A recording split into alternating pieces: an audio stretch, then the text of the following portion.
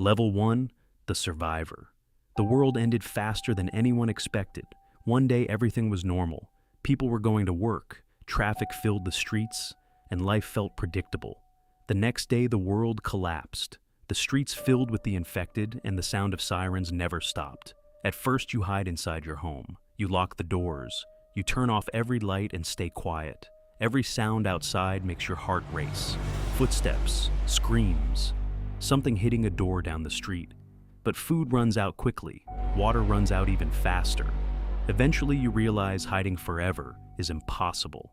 If you want to live, you must step outside. At this level, you are just a survivor. No real weapons, no allies, just fear, instinct, and the hope that today you survive.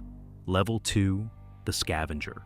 After a few weeks, you learn the first real rule of the apocalypse. If you want to live, you must search. Cities that once felt crowded are now silent and abandoned. Stores are empty, houses are broken open, and cars sit frozen in the streets. But hidden inside those places are things people left behind: canned food, bottled water, batteries, medicine, tools. Every item becomes valuable.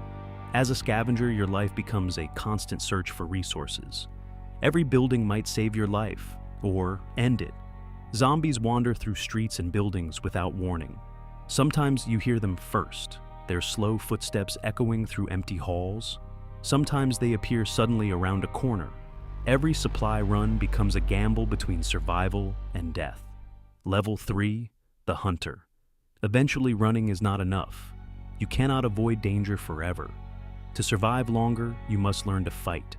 You start crafting weapons from whatever you can find: a metal pipe, a baseball bat, a knife from a kitchen drawer. At first, every fight feels terrifying. Your hands shake and your heart pounds as the infected move towards you. But slowly things change. You learn how they move. You learn how they react to sound. You learn where they are weak. Now, when zombies appear, you do not always hide. Sometimes you hunt them. Clearing areas makes scavenging safer and helps other survivors. But every fight carries risk. One mistake, one slow reaction, one bite, and everything ends.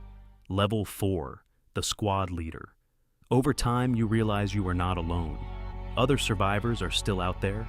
Some are frightened and desperate, just trying to stay alive.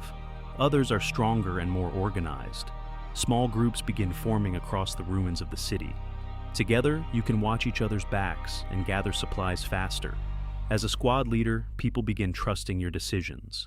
You organize supply runs, plan safe routes, and defend your shelter when danger comes too close. Leadership brings responsibility. When something goes wrong, people look to you for answers. At this level, survival is no longer just about you. It is about protecting the entire group. Level 5, the warlord. Months pass and the world changes again. Civilization as it once existed is gone. Governments collapsed, cities fell, and the infected spread everywhere. Survivor groups begin claiming territories. Some protect small communities and trade resources. Others become ruthless, taking what they want by force. At this level, power matters more than simple survival. You control weapons, food, and safe locations. Your group becomes stronger and larger. Other groups begin to recognize your name. Some respect your leadership. Others fear what you are capable of. The balance between cooperation and conflict becomes fragile. One wrong move can start a war between survivors. Level 6, the last hope. Years after the apocalypse, humanity still survives, but the world looks completely different.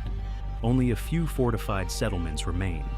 Massive walls, watchtowers, and guarded gates protect what is left of civilization. At this level, you are no longer simply surviving the apocalypse. You are helping rebuild the future. Communities grow, new rules are created, and people begin to hope again. But danger never disappears completely. The infected still roam the wasteland beyond the walls. As one of the leaders of the last strongholds of humanity, every decision you make shapes what the future will look like. In the end, the apocalypse did not just destroy the world, it created a new one.